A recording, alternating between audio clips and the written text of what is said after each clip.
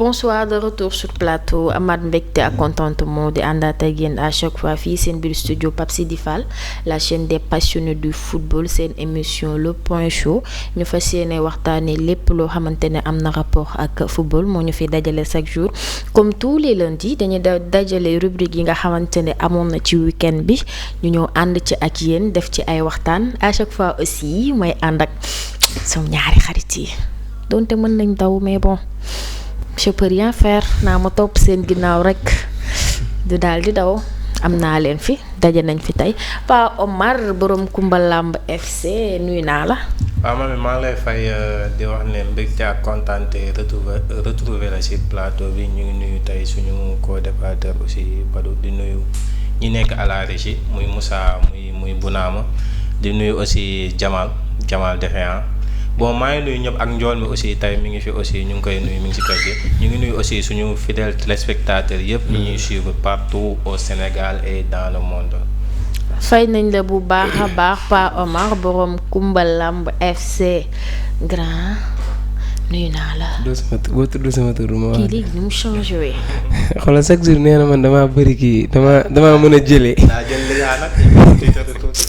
li muy jël Ligue des champions mu gën si toppali gars yi di noggatu booy rek. toog leen rek ngeen a xeeb liggéey yow gëj nga kaa jël. kii daal 10 ans benn nga si jël. àndul sama équipe soxor li la metti mooy dama am xaas yéen amu leen. loolu moo la metti lenn moo metti mooy li ma soxla loolu nga yor te doo ma ko jox. moo metti tànk laa si teg billaay. tànk laa si teg. rabbi israh li sadri wa yassir li amri wahlul uqdatan min lisaani yafqahu qawli maa ngi nuyu mami di nuyu aussi ñu ñuy seetaan di nuyu waa kër gi ñoom Moussa maman ainsi de suite njool mi di leen wax ne leen waa ça fait toujours plaisir d'être là ñu fas yéene waxtaanee les événements yi nga xam ne jàll na fi match yu neexi temps yëpp damaa kii quoi damaa busy. nga busy. billaay damaa xew gars yi dañ may laaj. ah mais c'est normal. dégg nga fay pour mu ñëw. ba may woo dama woon ndànk Aliou Badou foo ne ñëwal ndànk dama la soxla.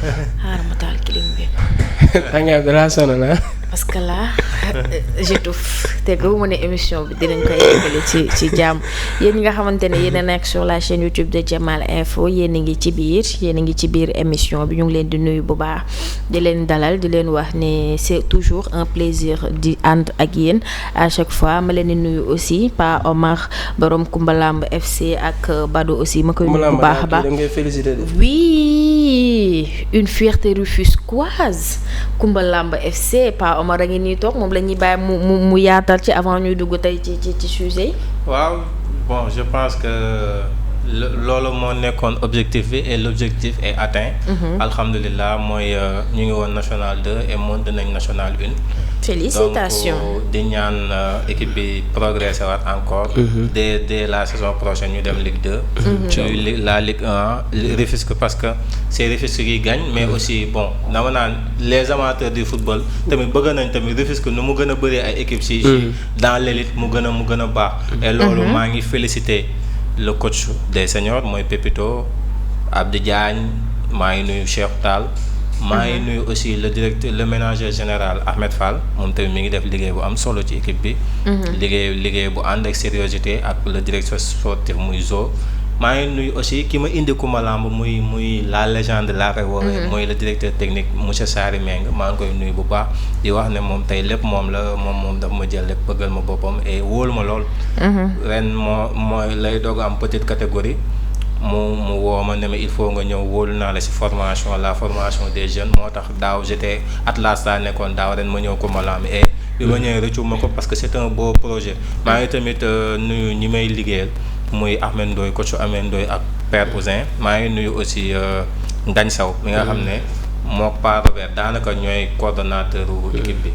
Et toujours en guise d'information, on nous signale que Dame Ndoye aussi mujjee na monté national 1 avec Grand Yoff. Félicitations à lui. Dame moom c'est un travailleur démb rek maa ngi gis benn discours am TikTok muy wax ak booy et da ngay gis ne bon il a l'âme d'un grand ménageur wala d'un futur grand ménageur en tout cas parce que discours bi mu prôné ci booy c'est un discours boo xam ne impactant quoi. booy buñ ko déggee buñ duggee ci terrain dina am lu leen kii parce que mi ngi naan ñële ne amuñu objectif mais yéen da ngeen am objectif. ba pare boo leen duggee jouer en équipe boo leen waree def faute tactique ngeen def ko boo leen foo leen ko warul ba pare dal football jouer seen jeu. indi seen rythme imposer seen style boobu bañ adversaire imposer leen style am. donc cela ce qui veut dire que c'est un coach ambitieux. et ay booy la yor bi mu fi mujjee ñu ngi doon waxtaan ay booy la yor par rapport ak ñi ci championnat bi nga xam ne su bëri ay mag la ñuy jouer loo moom ay booy la yor donc ci formation la nekk et il a réussi à atteindre moom tamit son objectif mooy monter. donc lu ñu wax lu dul féliciter ka Dame di ko wax ne bonne continuation. bonne continuation Dame Ndoye moom mi nga xamante ne ñun war nañ ko mën a xam Dame moom mooy borom plateau bi coach Grand Yoff mujjee na yéeg aussi national 1 ñu koy féliciter bu baax a baax Badou. Bon ça fait plaisir parce que comme ni ma koy waxee tout le temps rek pour man équipe nu mu tudd Ligue 1 sénégalaise sax dafa manqué équipe bi dafa war a gën a mën a bari. te loolu pour loolu il faut que ñuy kii ci produits yi nga xam ne ñu ngi ci académie yi di leen prôner comme man ma lay wax nii man division régionale bi ma jugee dem naa ba final dañ may éliminer. dem naa ba final ñu éliminer ma playoff parce que année boobu noonu amul woon tournoi playoff. dafa amoon direct parce que dañoo bëggoon yokk équipe bi. am na benn moment dañoo bëggoon yokk national ñuy monter def ko final direct yokku ligue yokku ba ci kaw. parce que championnat bi dafa war a bari au moins war na yegg ba ay 30 équipes au moins affaire yi gën a kii te pour loolu il faut que académiciens yi di gën a travailler ci loolu. ba pare ñi nga xam ne yor nañ équipe régionale yeeg yooyu ñu gëm ni dañoo am ay objectifs quoi parce que bu fekkee da ngay participer pour participer rek ton équipe ne va jamais monter. football da ngay am ay objectifs dès l'entame des compétitions da ngay jàpp que ni man benn objectif la am mooy monter. après boo ko amee rek booy dinañ gën a mën a motiver wu. match par match la ñuy jël te bu ñu monter bu ñu demee équipe yi ci kaw day gën a bari. mais en tant que ñooy football te amuñu objectif rek peut-être équipe yi nekk Ligue 1 rek ñoo fay nekk ñenn ñooy wàcc ñenn yéeg te tout le temps noonu lay demee mais pour équipe bi gën a yokk Ligue 2 bi bari ay équipe Ligue 1 bi bari ay équipe national bari ay équipe il faut que académiciens yi gën a travailler te maa ngi gis travail bu exceptionnel parce que Pa Omar gars yi xamuñ ko. mais man en l'écoutant rek da ngay xam ne. il a des coach de voilà il a des bagages ak tant d'autres coachs yoo xam ne maa leen di gis ay jeunes ay coachs yoo xam ne ay xale yu ndaw lañ. te tey boo leen tegalee équipe pro sax mën nañ ko coacher parce que dañoo teel a am bagage seen bopp. donc loolu ça fait plaisir te gis nañu incha allah liggéey boobu bu continuer rek équipe bi dinañ gën a yokk incha allah. Pa Omar, tu te rappelles de l'ancien numéro 10 du Sénégal Ousmane Ndoye. Parfaitement. waaw et quand on te dit Ousmane Ndoye Dame Ndoye. waaw Ousmane Ndoye pour man sax dañ naan sax est-ce que ëppul woon talent. donc mais peut-être Dame moo gën a def carrière quoi mais Ousmane Ndoye aussi il était extrêmement fort un magnifique joueur de ballon. donc pour man moom ñoom ñaar moom wax dëgg yàlla ils ont fait les beaux jours de l'équipe nationale. certes nag période bi ñu nekkoon dafa nekk période boo xam c'était un peu difficile équipe nationale. parce que c'est la période des déceptions des débâcles équipe nationale da daan baax sax joueurs yi fi nekk baax mais daawoo gis résultat.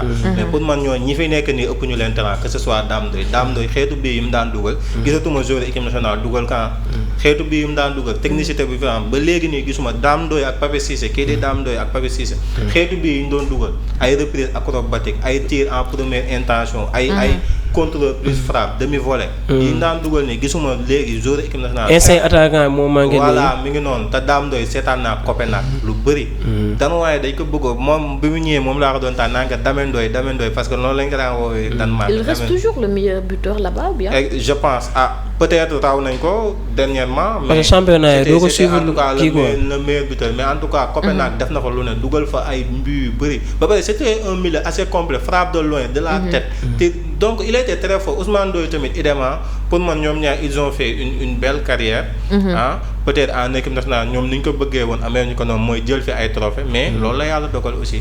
Félicitations donc à l'ancien international sénégalais Dame Ndoye mi nga xamante ni mooy coach Grand Yoff équipe am yéeg na national 1 ñu ngi koy féliciter ñun ñëpp di ko wax ni une très très très bonne continuation yàlla na ndam yi di gën a yokku ba niñ ko doon déggee ci football aussi ñu déggee ko noonu ci coach mercato yi gaaw ñëw club yu mag yi xëccoo daam voilà et félicitations aussi à Pa Omar coach Koumba Lamb FC moom aussi équipe ba mu ngi ci ay progrès en tout cas Tëngéej vous faites notre fierté.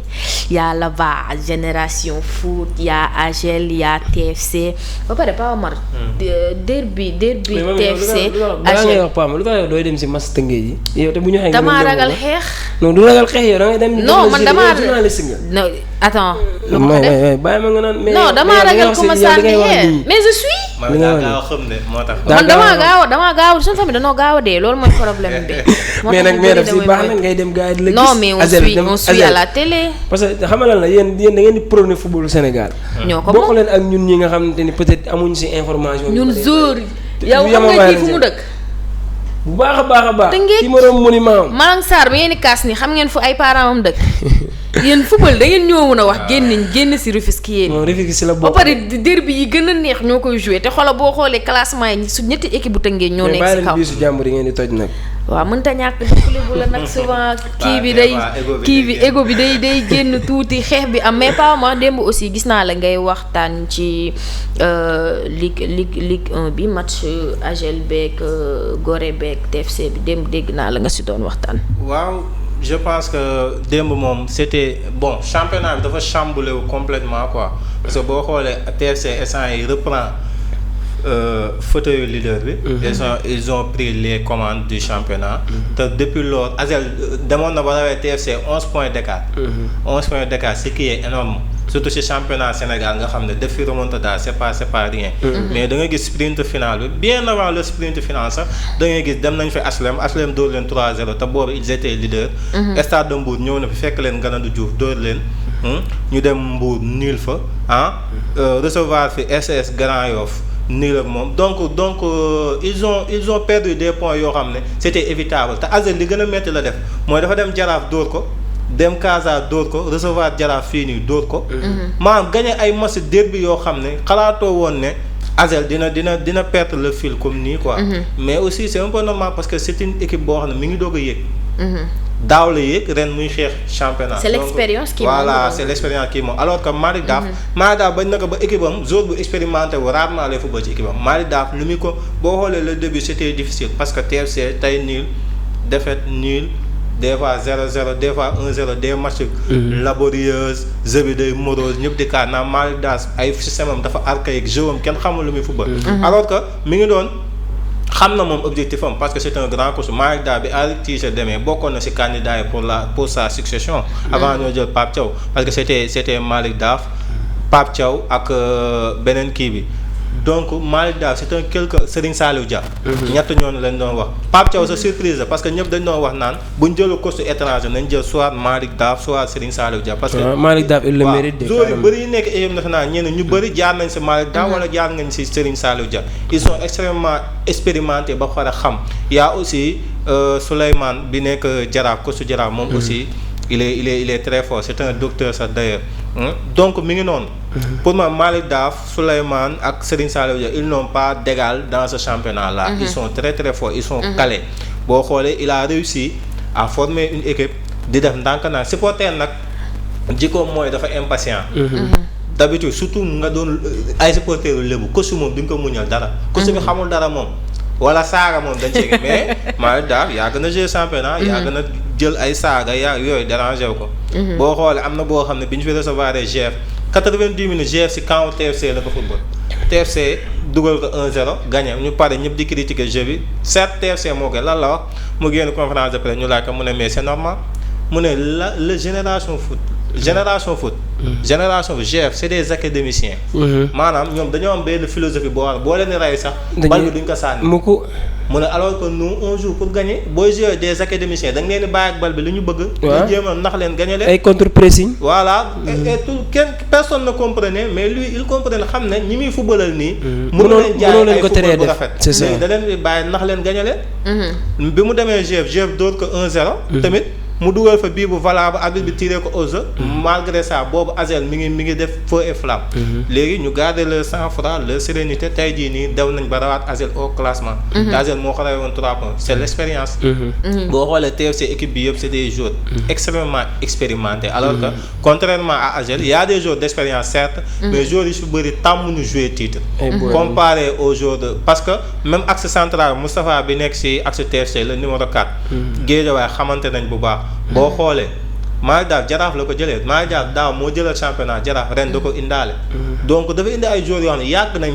xeex championnat donc pour man c'est ce qui a pesé sur la balance loolu moo def la loolu moo def différence vu que dañuy génn information yi donc dafa war a leer Pa Omar effectivement Dame Ndoye reste toujours le meilleur buteur de Copenhague. Voilà Badou sur le championnat. waaw bon comme li Pa Omar wax sànq rek parce que championnat Sénégal dafa am loo xamante ni du lépp mooy équipe rek d'une manière générale du lépp dafa war a nekk ay mag wala lépp war a nekk ay xale. dafa war a am benn mélange entre expérience ak jeunes yi nga xam ne dañoo am talent. Hansi Flick bi ñu ko laajee récemment loolu la wax nee na Barça bëggul dañ ko laaj ba xam ndax prévoir na jouer Masia bi yëpp maanaam équipe boo xam ne lépp Masia bee koy for mu ne non on a besoin des joueurs d'expérience. joueurs yi nga xam ne parce que football moo laaj loolu football da ngay am ay xale yu frais am tuuti mag. te boo gisee Asel dafa rétrogradé. parce que ni mu meloon ci phase aller yi ak retour bi da ngay gis ne des fois day chuter di def naam te Tëngéej foofu la ko rawee parce que Tëngéej équipe bu yàgg la en championnat en Ligue 1. donc am na nooy concurrencer ak moom rek boo rétrogradé rek last time bon dañ la fay bàyyi il suffit benn opportunité bu ndaw bu ñu ko amee dañ la fay bàyyi. te bu ñu la fa bàyyi bu ñu la xasee ba jiitu ci dernier moment championnat pour nga jotaat leen du yomb. parce que ay joueurs d'expérience lañ. mën nañ dugal mën nañ maîtriser seen score 1-0 sax bu ñu la ko dóoree comme li ngay wax sànq mën nañ la bàyyee bal bi nga jouer. parce que en plus académiciens yi dañoo nekk genre ba ay kii yoo xamante ne nii ay genre équipe yoo xamante ne nii ñoom dara intéressé wu leen lu dul contenu.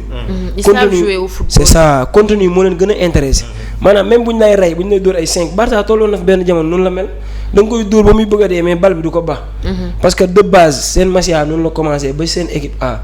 te loolu dafa nekk système boo xamante ni képp kuy académicien Sénégal loolu la amul benn académicien booy dem ñu tegal la benn système ay passe 3 passe ci camp yi non day ñëw ay situation de match des fois yooyu day am mais la plupart l'identité d'un académicien mooy toujours muy gis équipe am di football loolu daf koy kontaan loo. même bu fekkee gañewul sax parce que même booy def ay 0-8 sax dañ naan ne les buts sont pas importants. passante leen replacement taxawaay ñu xam yéen ay académiciens ngeen maanaam académicien li ko wutalee yeneen équipe mooy buy football rek dañ ko war a xam.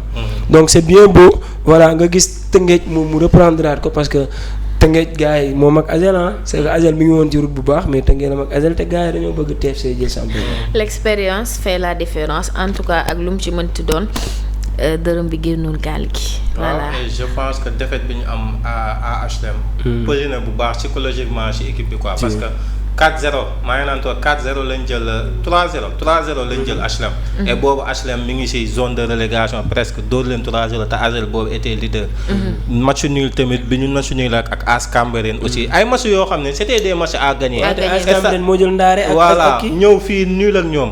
ñu Mbour Petite Côte ñëw fii stade de Mbour ñëw à domicile ñu niil ak moom encore. non doo si leen 2-1. bi ñu demee Mbour lañ niil doo si leen 2-1 donc ay match yoo xam ne dañuy génn si match bu mais TFC rek moo leen dóoroon si ñi nga xam ne war na leen dóor mooy grand yi. mais Jaraaf dóoru leen dem nañ Casa Sport dem à Ziguinchor dóor leen fa c'est tout un problème nga dem dóor leen stade Caroline Faye. dóor leen fa 1-0 bii de Mouhamed Diop. ñëw fii dem Jaraaf gagné donc match yi gën a mettre Asel de ko moo tax démb bi mu demee Ngor aussi ils sont toujours dans la course parce que il revient à 2 points d'Asel de Rufisque. TFC ils sont à 1 point léegi te Asel moo leen rey woon 2 points. donc ils ont repris les commandes Ngor dóor ko 2-0. TFC profité de l'occasion recevoir Stade de Mbour bi nga xam ne. dafa ñëwoon dóor si Asel TFC à l'expérience dóor ko 2-0. donc mi ngi noonu. effectivement donc foofu aussi mën nañ jàpp ni affaire bi am na compétition et c'est très très serré résultat yi dinañ ci xam dara je pense que benn journée moo des ou 2 journées. 2 journées moo des en tout cas TFC bi xaw ma ku leen di jëlewaat première place bi de mais ak expérience bi ñu ci am du yomb et j'en profite aussi pour féliciter Mouhamed borom Tëngéej FC les Gana Gueye gis naa ni ngeen sonnee ci match TFC mais dinaay commencer ñëw mais bu leen ma xaañ mun daal buuxante yooyu daal laa kiiwu. yow doo buuxante de yow boo demee nii gars yi yow dañ lay sonal gilet nga dugg ci biir. yow ci biir kii ngay dugg si enceinte moom mii keroog woo naa ko la yow woowu ma la keroog nee na dangay dem stade nit ñi di gis di promouvoir te su may dem damay bëgg commande mais lépp yi moom booy dem faa nga ànd ak gars parce que bu ñuy xeex ñu xam mais ñun déedéet ñun xamante nañ suñu biir de ñun am nañ si la yaakaar lébu déjà waaw su ma waxee dinañ xam On parlera aussi de Mourinho au Real Madrid parce que après Arbeloa, après Xavi Alonso, on entend le nom de Mourinho. Arbeloa aussi dina def ses adieux face à Bilbao. Dani Carvajal qui quitte aussi le Real Madrid. Xavi Alonso qui rejoint Chelsea. Cristiano Ronaldo aussi perdra benen finale avant-hier. Fermin Lopez absent pour la Coupe du Monde. Si Tottenham gagne aujourd'hui, voilà, West Ham va être relégué automatiquement. On parlera de ça, mais avant tout, je vous avais dit qu'il y a une rubrique pour maintenant. Badou moo ñu koy proposer par rapport aux informations, mais aussi tey y a beneen rubrique boo xamante ne dañ ko ci instauré, c'est l'affaire Negreira bi nga xamante ne Pa Omar dina ñëw juste au début jusqu'à la fin expliquer ñu, parce que tey j'ai vu aussi d'autres résultats sont sortis pour donner aussi raison encore une fois à l'FC Barcelone. On parlera de ça, mais Badou, vas-y. Bon, on a des informations concernant le transfert de José Mourinho au Real de Madrid, parce que comme ni ñu koy waxee gars yi bëri jàpp nañ ne actuellement problème mu Real Madrid José Mourinho war na ko mën a gérer, parce que il connaît le club déjà, def na fa ay performances yu baax, même si bu fekkee am na coach yu ko gën a baaxale kay ay Ancelotti et tout, mais moom il reste une légende du Real de Madrid. Donc jël na fa Liga, def na fa 100 points yi Barça daw def na ko fi. 121 buts marqués, record la 32 buts encaissés, plus de 89 de différence de but, et 16 victoires à l'extérieur, 50 points à l'extérieur. C'est des résultats yoo xam ne c'est dingue. Et ça prouve que c'est une légende. Yàgg na Real te ñëpp gis nañ ni problème vestiaire yi nga xam ne mi ngi am ay Real de Madrid et tout bu ñëwee war na ko mën a gérer, parce que coach la boo xam ne am na expérience te il est exigeant ci li muy def. Coach moom pour nga mën a def yenn kii imposer yenn kii faaw nga exigeant. Parce que équipe bi mënuñ laa jiital ba pare di la fakkastal. te ku dul Mourinho bu ñëwee Real de Madrid mën na am ay problème, parce que kii bu fa nekk rek mën na ko bañ a atteindre pression bi. Real ak Barça ñoom équipe bu pression bi. Effectivement, vu que c'était ma première question, ça fera aussi l'objet de débat avant ngay ñëw aussi d'autres informations. Par Mourinho, c'est au Real Madrid. Waaw, je pense que c'est un bon profil pour le Real, parce que ñu ngi ko doon évoquer fan yii yëpp mooy que Real dafa nekk ci phase boo xam ne équipe bi dafa bëri ay ego. Maanaam dafa bëri ay joueurs yoo xam ne ku fi nekk day football boppam. Maanaam ñu si bëri jéewuñu au service de l'équipe, mais ku si nekk da ngay football sa football bopp. te ku xam ne muy Mourinho muy Guardiola muy anciennement Sir Alex Ferguson muy Jürgen Klopp, coach yu équipe bu ñuy ménager ñoom ñooy nekk star ba si jéego si may wane équipe bu ñuy ménager ñoom ñooy nekk star équipe bi amul star. certes nag Mourinho mënuñoo ñu ne Mbappé nekkalu star mais dañuy wax au bon sens du terme, waxuñu ne dara dootoo ama star, mais star yi sax dañuy nekk au service du collectif. te lu coach bi bëgg loolay am, moo tax moom li mu négocier Real avant de signer mooy que j'ai les pleins pouvoirs. te pour une première, Perez gëj na koo defal coach depuis belle lurette. maanaam jël coach jox ko les pleins pouvoirs. ba xoolee Real dernièrement même wàllu transfert ak mercato yi sax. des fois Perez da lay jëndali ci jour de wala Khalifa mi fa nekk wala José Maria Sanchez. day ñëw proposer la benn joueur nga bëgg nga ñàkk bëgg Real dem jënd ko wala benn joueur boo star la comme Bellingham bi muy ñëw star la mi ngi toj Dortmund ñu ñëw indi ko à 100 millions de Tchouaméni idem loolu la président jënd.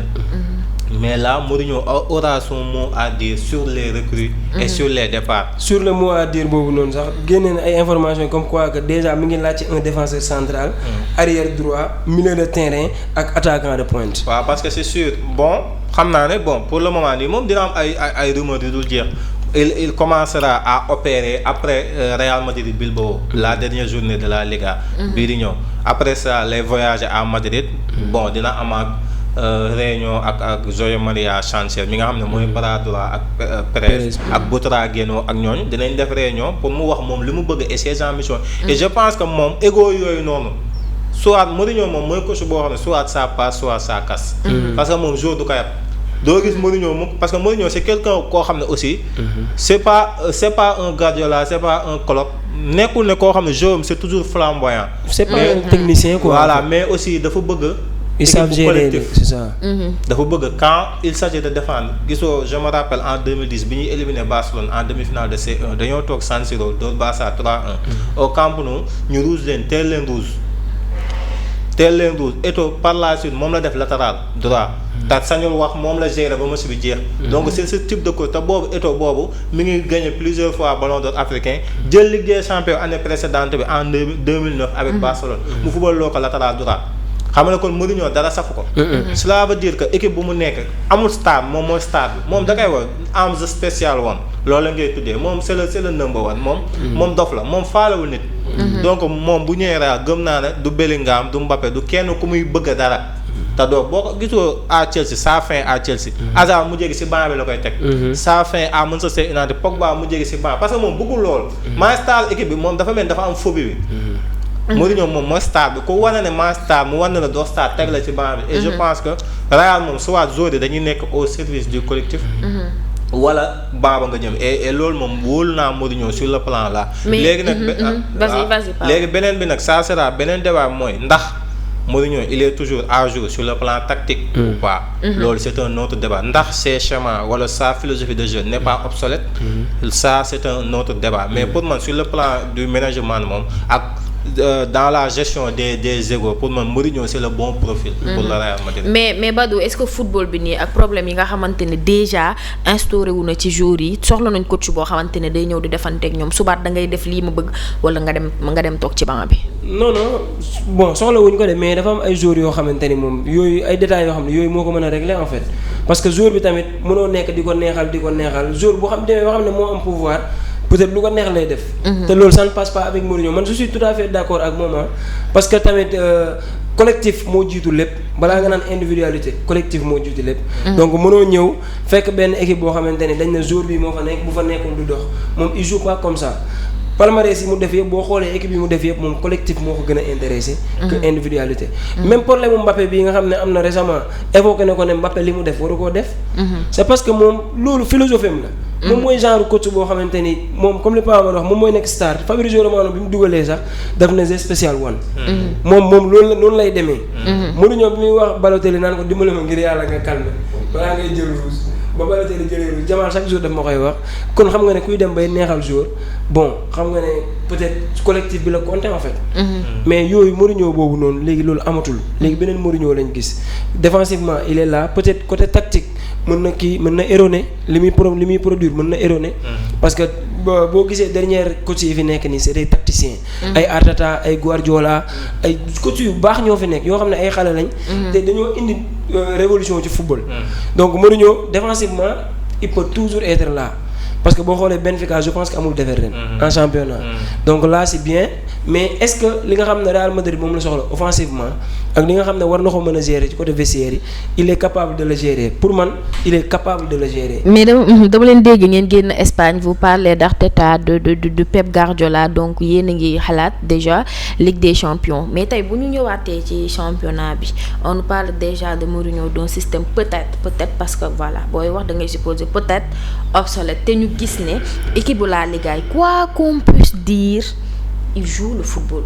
ils prônent le football équipe bi gën a ndaw dañuy jouer tactiquement ils sont bien voilà défensivement tamit ils sont un peu costauds donc est-ce que Real Madrid soxla na benn coach boo xamante ne voilà da ngay xaw a am égal wala ñuy laajte sa tactique baax na pour baaxul avant ngay génn sur le plan européen déjà en Espagne. bon Espagne moom ku ñu nangu ko wala ñu bañ ko c'est le championnat le plus technique. voilà moom mën nga bañ a am doole mën nga bañ a am dara mais. championnat la boo xamante ni équipe bi gën a ndaw buy football Europa League wala muy football feneen da ngay gis ne jeu lay prôné te jeu mooy c'est des académiciens ñoom comme ay jeu académiciens la loolu la ñu yor c'est des équipes très tactiques ñoo nekk biir Espagne te fu ñuy football ak championnat yeneen anglais yeeg yooyu sax da nga koy gis. da ngay gis ne ñii football bu ñu yor ak ñeneen ñi football bu ñu yor bokkul. en terme de physique en terme de rythme en terme d'émotion et tout yeneen équipe mën na nga championnat Angleterre loolu lay gars yi di bëgg ci moom. rythme bi ngay namm grinta beeg yooyu noonu Italie beneen côté bi mais par contre Espagne dafa nekk championnat boo xam ne c'est un championnat très très très technique. c'est de très haut niveau donc man jàpp naa ne Mourinho bu fa ñëwee bon. normalement dafa war a nekk ci ligne bi Real Madrid nekk genre football bi mu yore bu ko mënul améliorer waru ko mën a changer. parce que Real Madrid actuellement gis nañ ni jeu bi mu yoree kenn xàmmeetu ko. par rapport ak jeu bi nga xam ne yoroon na ko temps aussi daan avant muy dem et tout. ay Ancelotti même bu fekkee baaxul mais jeu la boo xam ne loolu identité Real Madrid la. donc il est primordial que moom mu ñëw privilégié loolu noonu. def jeu boobu noonu bu amee lu mu si amélioré mu amélioré ko su fekkee aussi amul lu mu si amélioré il va gérer le collectif indi ay joueurs yoo xam ne il peut faire le travail. effectivement Pa Omar d'après la question est-ce que Real Madrid soxla na tey benn coach boo xamante ne déjà day ñëw di defante ak joueurs yi ak ego bi nga xamante ne installé wu na déjà. waaw je pense que en parallèle damay joxe exemple bi Paris Saint-Germain nommé Luis Enrique. Kii si pour la première fois dafa ne Luis Enrique tu as les pleins pouvoirs alors que Paris de Laurent Blanc à Carlo Ancelotti à Unai Emery. ba si Thomas Tuchel. avant l'arrivée de Enrique laa bëgg ba si Christophe Galtier moo fi jógee. Enrique ñëw mais avant Galtier c'était Thomas Tuchel ñooñu ñëpp kenn amu si les pleins pouvoirs naat bi da daan jënd ay stars ay vedettes. coach bi d'accord see ñaar si moom da doon pour moom. parce que moom dafa gëmoon ne les grands joueurs ñoo koy jëloo Ligue des Champions alors que Ligue des Champions un grand joueur peut te faire gagner un match mais une compétition c'est un collectif qui te le fait gagner. grand joueur nag mën nañoo benn match mu triplé gagner la match nga xam ne là c'est du Kylian Mbappé wala ça c'est du Lamine Yamal wala yooyu mais une compétition Real Madrid xool leen dernières années yu mu jël Ligue des Champions mënul benn équipe qu'on se dise la vérité mais la moo tax ñu ko luy seen secret Real c'était une machine collective bu ñu waree défendre dañuy défendre bu ñu waree attaquer dañuy attaquer no ensemble Real am boobu noonu lañ daan indi Ligue des Champions safara la ñuy indi nga xam ne ñii c'est les rois d'Europe bu ñu ñëwee dañu am beneen xar kanam léegi nag pour man Mourinho en parallèle bu ñëwee d'abord balaa ñoo waxi tactique il faut mu cibler les bons profils. il faut mu def tamit un grand ménage. Real warul am sax ay quelques départs un grand ménage la war a def. indi ay profils joueurs parce que Mourinho aussi dafa am ay profils joueurs Mourinho c'est pas bu ñu Real bu ñu xaar ne chaque jour jeu bu flamboyant. des fois y a un match yoo xam ne wala classico mu décidé teg 4-5-1 di xaar Barça di ko contrer. loolu c'est du Mourinho tout crassé. te Mourinho mooy coach boo xam ne bu bëggee football day football comme Diego Simeone d'ailleurs. mais c'est un coach boo xam ne li si ëpp mooy day bëgg a ñëw tere la nga football jéem laa nax gañe la moom loolooy philosophie am. bu ko changé wul boobu bu ñëwee Real mais Real bii nii Xabi Alonso bi mu ñëwee dafa bëggoon ñëw football jeu de position la fa indi woon comme bu Guardiola comme bu Arteta comme bu Luis Enrique. mais Real Madrid au début oui. waaw mais Real Madrid profil yu mu yor mënuñoo jouer jeu de position parce que des joueurs yoo xam ne dañoo indiscipliné tactiquement. boo ne Bellingham taxawal fii du fa taxaw. boo ne Mbappé taxawal fii du fa taxaw boo ne Mbappé yaay pressé kii 5 minutes la koy defal taxaw. Vini waxi idem.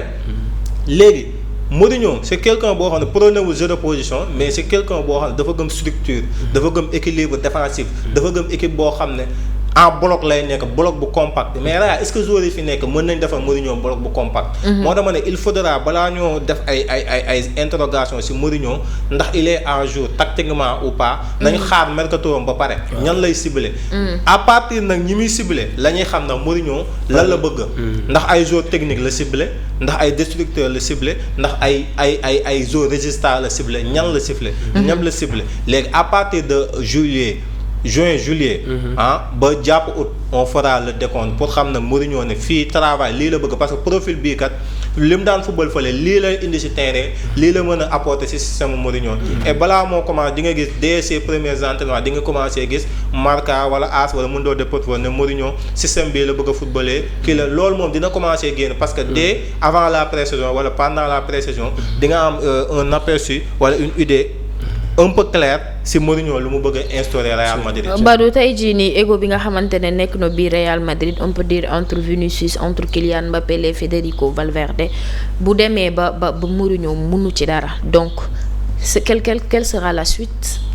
bon pour man Mourinho mën na si dara wala mënu si dara moom loolu yaakaar naa gars yi xam nañ ko comme ni Pa Omar wax sànq rek Mourinho moom day jàll wala du jàll ça passe ou ça casse Mourinho noonu la mel maanaam moom. genre benn coach bu ñëwee ne la man maay star faalewul Bellingham faalewul Kylian Mbappé faalewul kenn mooy li la Pa Omar wax sànq rek gis nga dafa am coach bu nekk ak lu muy kii coach bu nekk ak philosophie am ni muy demee Real Madrid temps yi yëpp da ngay gis ne coach yi bu ñëwee Xabi Alonso dafa waxoon jëndee ko Dominique Szoboszlai wala daf ko waxoon bi mu ñëwee gars yi dañoo siisu maanaam pouvoir yi nga xam ne dañ ko war a jox coach dañoo bañoon ne duñ ko jox benn coach maanaam ñoom si boppam am seen xaalis ñooy dem xool benn profil benn star boo xamante ni bëgg nañ ko ñu dem jënd ko rarement ngay gis Real jënd benn booy boo xamante ni booy bu ndaw la mu ñëwee foofu commencé di perdre day am mais c'est très très rare maanaam il se mise toujours sur les stars. ay stars yu mag rek lay jënd. te Mourinho moom faalewul ay stars te coach boo amee sa système boobu. da ngay xool yan genre joueur parce que système bu nekk ak joueur yi koy joué. di koy joué am na système yoo xam ne boo ko naree joué loo Barça mënu ko parce que ay joueurs mënuñu ko. am na système yoo xam ne boo ko naree joué équipe anglaise mënuñ ko parce que seeni joueurs mënuñu ko. donc football dafa bëri ay différence maanaam joueur bu nekk ak profil bu mu mën a joué. si système bi mu mën a joué. donc yaakaar naa ne Mourinho bu fekkee ne moom ciblé na défenseur central la bëgg milieu de terrain attaquant de pointe et tout. yooyu yëpp dafa manqué Real Madrid. parce que Real dafa war a def le grand ménage. dafa war a def te du Real kese équipe bi war a def le grand ménage bari naa. bon pour bañ ñu yaakaar ne damay classe Real mais bon en parlant du Real moom dafa war a def le grand ménage. te José Mourinho bu ciblé joueurs yi muy ciblé ba pare di nga xam ne yow bu ñëwee moom war na mën a capable changer Real wala du ko changer. côté vestiaire yi nag bon peut-être on verra que ni mën na indi quelques améliorations. parce que ku fa nekk di jaay rek dañ lay sanctionné. déjà ki nga xam ne moo dévoilé cool yi entre Federico Valverde ak Vinicius président dafa war a génn équipe bi looloo ko merloo mu wax li muy wax donc yooyu yëpp. daa am ko doon nettali. dafa am ku nekk. waaw y a une top dans le vestiaire. dafa am top. feeñagul. parce que détail yooyu yàgg naa am. Real Madrid maanaam xeex yooyu. si kaw quoi. voilà xeex yooyu noonu xeex yooyu Mourinho ne kii li mu wax nga Perez lu mu wax nee na problème mu Real bi garaawul de mais li gën a garaaw mooy ki ko dévoilé. parce que des fois tout ce qui se passe à Vegas reste à Vegas. ñoom noonu la ñuy dundee. waaw ñun nag dañoo bëgg a xam nag. c'est les pros noonu la ñuy def maanaam ay problème interne day am ak problème yoo xam ne day nekk en dehors du vestiaire. voilà donc bu fekkee ne am na ay problèmes yoo xam ne am na ça peut casser le rythme de l'équipe. wala l'effectif ça peut amener des ennuis. gars yi dañuy bañ mu génn. donc bu génnee rek mën na indi déséquilibre ci équipe bi. parce que da ngay gis Federico Valverde bi mu kiiwee ba léegi ko ñëwul. convoqué wuñ ko match bi passé match bële passé convoqué wuñ ko ba léegi xamoo ba xam wér na xamoo ba xam wérul. donc c'est des détails yoo xamante ni nii peut-être yaakaar naa ne Mourinho war na ko mën a gérer parce que c'est un très grand technicien. te mën na di galvaniser booy tout le temps. man sama tiitaange mooy vous parlez de Mourinho mën na lii Mourinho mën na lii mais ak yan genre joueur la ko daan defee par rapport ak là on a des joueurs yoo xamante ne rusuñu taxaw coach bi wax dara ñu génn ne ko waroo wax lii waroo wax lee des joueurs yoo xamante ne bu leen coach bi génnee pour remplacer keneen voilà dañuy sànni loxo et tout bu ñëwee tey ci équipe boobu il pourra pas aménager parce que dina am fa problème tollu maanaam du toog jiboole gars yi mooy doon solution kenn day dem kenn toog foofu la solution bi di nekk est-ce que war na mën a ñëw tey di jaayanteeg les Kylian Mbappé les Vinicius ay soo deful lii dama lay teg si banc bi épisode parce que on connaît Mourinho mën na ñëw Vini banc Mbappé banc mais attends contre le FC Barcelone ak yeneen équipe sañ na ko de là voilà loolu moom je pense que tout dépendra du début tey jii Mourinho moom ku xam Mourinho xam ne moom da nga koy defal li mu bëgg baasi baa mi nga jëm. Et pour man Ancelotti il avait su gérer les égos mais Ancelotti après la résoudre problème mu Real mooy après dafa bàyyi joueur yi une liberté totale ci terrain bi. fu la neex daw fu la neex pressé fu la neex kii loolu jël na ci ay Ligue des Champions. c'est sa méthode. bàyyi joueur yi à l'aise loolu Rodrigo daan wax bu tegee 4-4-2 boobu mu ne Marc Vini Ancelotti dañ ñëw. fu waay neex daw yéen ñaar da leen permettre da am interchangeabilité seen biir. Mourinho nag c'est tout à fait différent. Mourinho dafa am philosophie. Mourinho dafa am philosophie de. ba pare dafa gëm équilibre défensif. encore une fois te Mourinho li naa kenn du xajamal cereem. mais Pao Omar yaa ngi wax équilibre défensif depuis ba duñ fi am une deuxième Atlético Madrid. non pas ça pour man parce que Real aussi nekkul équipe ba parce que bu fekkee Liga par exemple. 98% des équipes Real moo leen di dominer. même boo ko dominer à l'essai Mourinho moom bañu lool à l'essai mën nga ko dominer mal mu ne bu amee biom day garder équilibre nax la gagné te Real pourra s'en sortir si yenn match yi. mais bul xalaat Real taseeg Barça par exemple mën a Barça kon ne di ko attaquer Mourinho n'est pas ce type d'entraîneur. bu amee lu mu bëgg day taxaw xaar c'est ce type d'entraîneur bu amul nag par exemple pay ji Barça mu sonn ne tey. Mourinho moo soxla victoire par exemple contre Barcelone. tey dafa war a génn football. day génn football parce que mën na loolu mais dafa nekk koo xam ne nekkul coach boo day ñëw di découvrir di jouer en kamikaze comme parfois Philippe ni mu ko daan defee dafa koo xam ne dafa gëm équilibre ba pare. balaa ngaa attaqué na équipe bi structuré ba pare am équilibre ba pare nga soog a attaqué. léegi nag bu ñëwee Real mooy li may wax tout dépendra des profils. bu dee ñii fi nekk défense bii mënuñoo subir. milieu terrain bii nii mënoo fee am équilibre défensif bu baax ak défense bi. moo tax ma ne tout dépendra des profils te moom c'est un grand manager. qui est expérimenté gagné na Ligue des Champions Porto gagné ko l'Inter de Milan. donc c'est quelqu'un d'assez expérimenté. donc bu ñëwee moom moo ñu gën a xam li manqué Real. et je pense que dina cibler les profils léegi nag profil yi mu fi indi ñoom du doon problème. ils vont adhérer à sa philosophie ndax Mourinho moo leen fi indi. xam na ne ñii li mu bëgg dinañ ko defal léegi nag mooy ñi fi fekk mooy les vaches sacrées. ñi nga xam ne fii la leen fekk. ñooñu nag lay régler seen cas.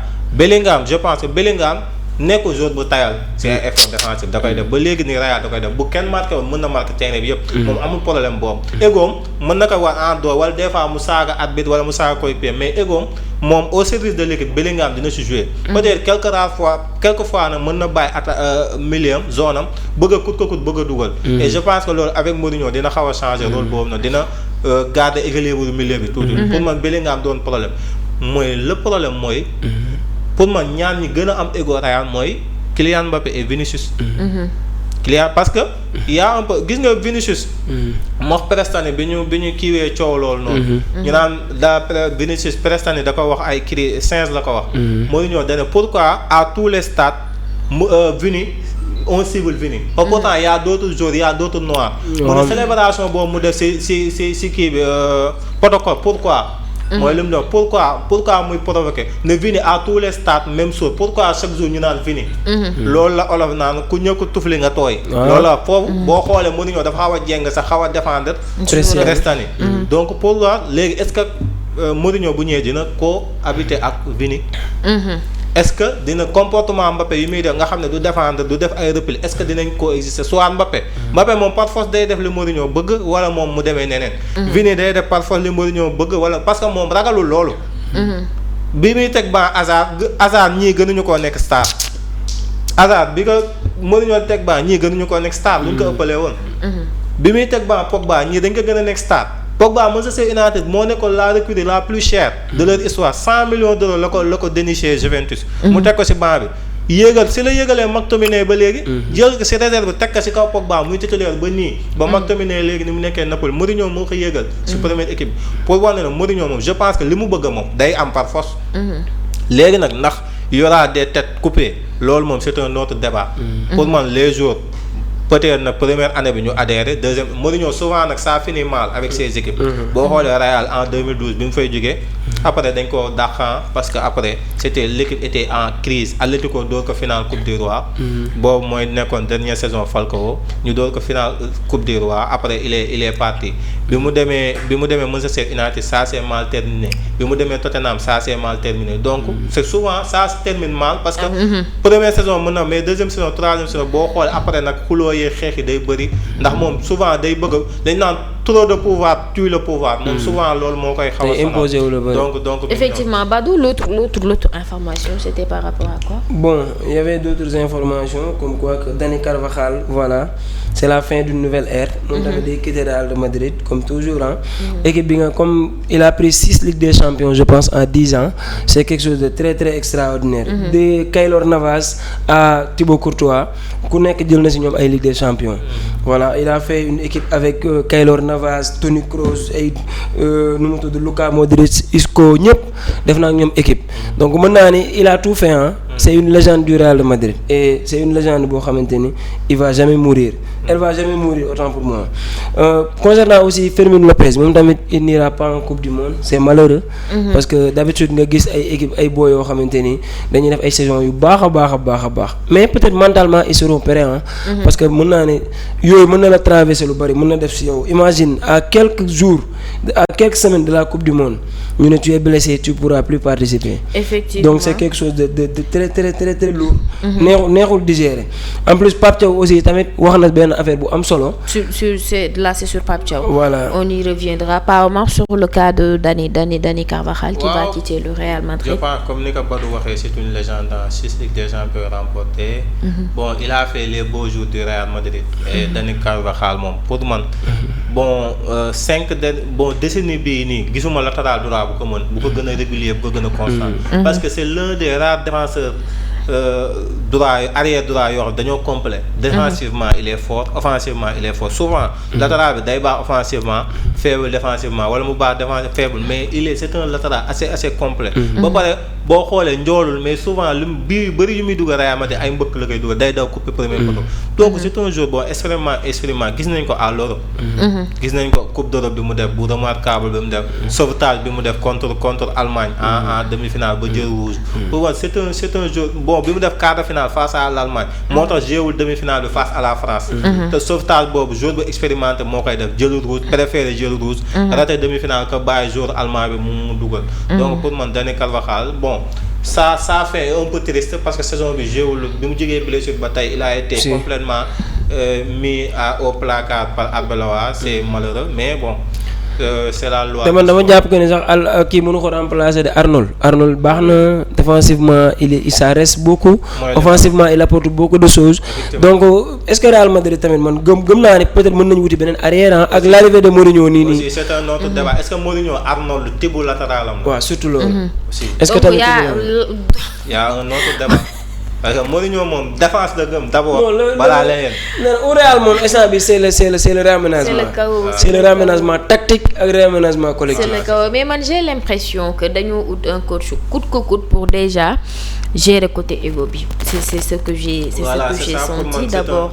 C'est un début d'un nouveau cycle. Pour moi Mourinho dañ bëgg mu démarrer cycle bi quoi mais ndax dina durer Real Madrid moo tax contrat bi 2 ans là pour xool. C'est un contrat assez prudent pour xool ba xam. ndax bu dee première saison bi marché na ñu prolongé. bu dee marché wul nga xam ne casser contrat bi du metti quoi doo si dépenser lu bëree donc mi ngi noonu boo xoolee Chelsea amoon na problème boobu. Chelsea Mourinho deuxième kii wam dafa amoon deuxième fois bi mu fa xam nga dafa ñëw fa kii def les beaux jours de Chelsea après dem bi mu ñëwaatee contrat wu 5 ans la amoon après Chelsea pour mu casser contrat bi da leen coûter xaalis bu bëree bëri parce que dafa yóbbu Chelsea ba 16e. xuloog Hazard xuloog joueurs yu bëri vestiaire bi explosé. mu yóbbu Chelsea 16e à la 16e ba Chelsea finalement dañoo dem ba au bout xam ne lii buñ ko nee dañuy wàcc deuxième division en championship. ñu mujjee kaa dàq. mais après dañ koo fay xaalis bu bëri. donc mi ngi noonu pour man Real loolu lay essayer éviter moo tax mu signé ko contrat bu prudent muy 2 ans. après Dani Carvajal toujours on peut dire que Espagne démb dund nañ des adieux un peu difficiles. Il y a aussi avant ñu dem ci Robert Lewandowski il y a aussi Antoine Griezmann qui quitte l'Atlético Madrid avec des propos yoo xamante ne metti na certains Catalans Badou. mais pour man c'est pas normal hein, c'est des propos très très arrogants parce que yaakaar naa ni jour moom ak nu mu mën di demee ak loo mën a def ak sa pour nga déterminer sa amour ci yenn équipe yi ak loo mën a xew waroo manquer de respect beneen équipe.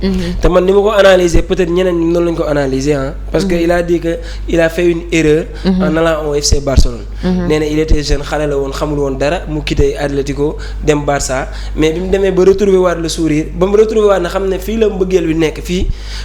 gagné wu fa Ligue des Champions gagné wu fa championnat mais nee na amour bi nga xam ne moom am na ko foofu. amu ko feneen donc moom daal dafa regretter que li mu dem Barça nekkul woon loo xam ne lu ko gënal lu quoi maanaam xelu xale moo ko jàppoon. et c'est des propos yoo xamante ni pour en tant que professionnel. waroo ko def parce que bon professionnels yi dafa am ñoo xam ne ci seen communication parce que ñoom lu ñu wax lu mu ndaw dañ koy ngandeel moo tax Mbappé da koy wax des fois moo tax Mbappé il est bon en communication. billaay li muy wax Mbappé rarement lay jum ci communication. te lu mu wax ñeme na kaa taxaw waxaat ko. par contre des fois mën nga wax ay wax yoo xam ne tu peux le regretter wala mën tu te créer des ennemis. te Antoine Griezmann jaar na FC Barcelone Catalan yëpp dañ ko bëggoon mu ñëw def fa même bu fekkee jël fa lu extraordinaire il paraît que Coupe du Roi la fa jël. mu ñëw jël fa Coupe du Roi. voilà dund ko foofu noonu loo xam ne gëj na xaa jël Atlético Madrid. donc yaakaar naa bu tenir yenn propos yi day métti yenn Catalans yi et ça veut dire quelque chose ça veut dire que ni peut-être li mu dund Barça peut-être mën na ko bañ a neex comme ni mu ko bëggee woon. en plus dafa nekk loo xamante ni bon côté communication comme li Mbappé mënee yeneen joueurs yi mooy jour ba récemment la Lamine Yamal yëkkati drapeau Palestine. Lamine Yamal bind ci maillot Barça benn ay affaire gars yi ñëw naan Lamine Yamal dafa réew il est arrogant. Thank God I'm not magistrat. voilà te pourtant derrière cet acte il y a aussi un autre acte boo xam ne def na ko. mooy le drapeau Palestine bi nga xam ne yëkkati na ko ba ci kaw. gis naa sax ay mag yu nekk Palestine yoo xam ne génn nañ di def ay discours sur loolu. parce que c'est la solidarité mais quand on dit les mauvaises choses on dit les choses positives aussi. Effectivement c'est très très normal. Effectivement pas mort sur les propos d'Antoine Griezmann ak le fait que hier il a fait ses adieux avec l'Atlético Madrid.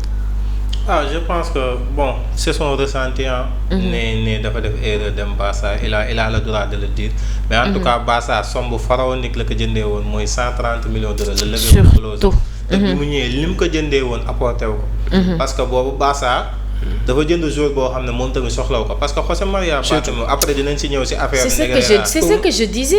moo yàq équipe Barça parce que mënoo yor un meneur comme Lionel Messi ba pare bëgg a indiwaat beneen meneur comme Antoine Griezmann ñu bokk même zone d'influence. dakkal ma li sànq li laa doon werante. et loolu moo nekkoon problème Griezmann nekkul woon ne Griezmann moo nul wala yooyu mais moom Messi mënuñu woon bokk terrain. loolu même problème la Messi amoon ak Paulo Dybala Argentine moo tax Dybala mënu woon jouer dañ bokk profil. ñaari meneur mënuñoo nekkandoo ci terrain football day am soit ñaari pivot défensif ak benn meneur de ci kanam mais équipe mënul am ñaari meneur ci benn équipe kenn mooy mën a équipe gis nga Real bi mu et ça pas moi j'en rajoute mënoo am Messi di xool benn keneen ba pare ñaari gaucher aussi ñu nekk Dybala aussi gaucher woon ñu bokk même zone yi ñu laajee dañuy décrocher laaj bëgg a gisoo Griezmann Atlético 4-4-2 bi muy jouer souvent mooy c'est le meneur de l'équipe c'est le meneur de l'équipe léegi mënoo ñëw Barça en 2017 te bi muy doog a ñëw sax Messi jouewul woon da ngay gis daa commencé bi muy doog a commencé premier match Liga day dox di dugal maa ngi fàttali benn doublé bu mu doublé woon contre Betis Séville boobu Messi mi ngi turbine sax di nga tàccoog yooyu mais bi Messi ñëwaatee da ngay gis un Griezmann complètement fantomatique mu jéegi ñu koy joué loo excentré ku ne xam ne Griezmann du excentré ñu koy joué loo excentré loolu moo sonaloon baax dafa jënd Coutinho te soxlaw ko le Coutinho numéro 10 la te Barça période boobu kenn mënu fa ñëw 4-3-3 la doon joué amul woon un numéro 10 amul woon un numéro 10 fixe comme léegi système yi xew ni 4-2-3-1 Barça ku ne xam na ko c'est des adeptes du 4-3-3 Philippe moo ñëwaat sa indi fa 4-2-3-1 bii avec des numéros de Fermin Olmo mais boo xoolee Barça jamono yi muy football 4-3-3 amul woon numéro 10 Coutinho nag mënul woon jouer numéro 10 Barcelone ba pare Coutinho à Liverpool c'était le dépositaire du jeu mënu ko woon am Barça parce que y avait numéro Lionel Messi léegi nan lañ mujjee Coutinho excentré alors que c'est pas un ailier c'est pas un excentré day changement de poste bi sax day voilà léegi José Maria Bartomeu nag loolu la sonalee woon Barça da daan jël xaalis bëri def ko ci profil boo xamul xoolul profil bi sax ndax soxla na ko wala déet pour man Griezmann li mu wax ko mooy peut-être li mu yaakaaroon ne dina ko am parce que amu ko mais il a quand même gagné une coupe du roi en 2017 seul trophée bi mu gagné Atlético Madrid pendant toutes ces années mooy Europa League bi ñuy door Marseille 3-0 en finale donc mi ngi noonu Antoine Griezmann quitté na démb Atlético Madrid mais avec des adieux dignes vraiment d'Atlético ils savent faire la part des choses ils savent dire bye bye au revoir mais faut applaudir quand c'est bien Badou mais pourquoi ngeen soxor équipe bi loolu rek la mën non il y avait beaucoup d'émotions xam nga mais c'est une légende nag côté Atlético c'est une légende même si bu fekkee jëlu fa ay trophées extraordinaires mais quand même moom ñoom xam nga bu ñu dóoree Barça wala ñu dóor Real rek nekk nañ ci. voilà donc moom da ngay gis ne Atlético Madrid Griezmann bu saison bu néewee ba néew dina dugal au moins 10 bi. ba pare mu nekk leader attaque bi. donc c'est normal que buy dem après saison yi mu fa passé yëpp day nekk tamit loo xamante ne nii il faut que mu nekk lu symbolique quand même. donc loolu xaaroon nañ ko mais li mu propos yi mu teg loolu la warul woon a teg. Non, mais c'est son ressenti, je vais pas m'user autant. Badou, j'enchaîne avec toi sur le cas de Robert Lewandowski, lui aussi, qui quitte l'FC Barcelone. Ah oui. Il y avait trop d'émotions hier. Bon, man moom bëggoon naa si ñu bëgg mu dem juste pour réaménagement bi amaat quoi parce que booy xool ñaari attaquant yi fa nekk muy Ferran Torres ak Robert Lewandowski booy bàyyi mu dem bu dee ci football ngay xool rek koo xam ne à l'avenir mën na la apporter dara da ngay bàyyi Lewandowski mu dem nga téye Ferran même si bu fekkee ñoom ñaar yow bàyyi ma nga naan non sérieusement man fu li ma koy wax football la su ne à l'âge bi ñuy dem yow da ngaa foog Ferran Torres 18 ans la non Ferran Torres am na 24 ans xam nga waaw 25 ans mais mën na demaat dara lu mu ci teg bàyyi yow may ma jàmm xoolal différence d'âge boobu noonu Lewandowski li mu mënoon lu bëri sax mu naan âge bi mooy am. Ferran Lewandowski li mu mën nii man bu ngeen demee bay tëkkale Lewis ak Ferran Torres y a problème quand même. waaw loolu moom am na loolu moom mën naa la ci Ferran la quoi parce que mais loolu ça arrive Pamar xam na li may wax parce que y a des attaquants yoo xam dañuy toll ci benn moment boo xam ne xoolal Ferran récemment ni mu nekk performance yi mu nekk di def. dépp mu ñëwaat ba léegi. et pourtant Flick waxoon nañu ko Flick nee nañu attaquant day nekk ci ay moment yoo xamante ni genre loo def du baax tu fais que des mauvais choix. mais des fois mën nga ñëw nga indaale beneen 109 di dugal ay bit di def ay passes dernier match yi kenn bëggul woon Lewandowski titulaire. ñëpp Ferran la ñuy wax mu titulaire. parce que moo ko wane mais day am fooy toll boo nekkee ci benn kër dañuy soxla beneen attaquant boo xam ne peut-être dina la may temps à l'entraînement tu fais du boulot.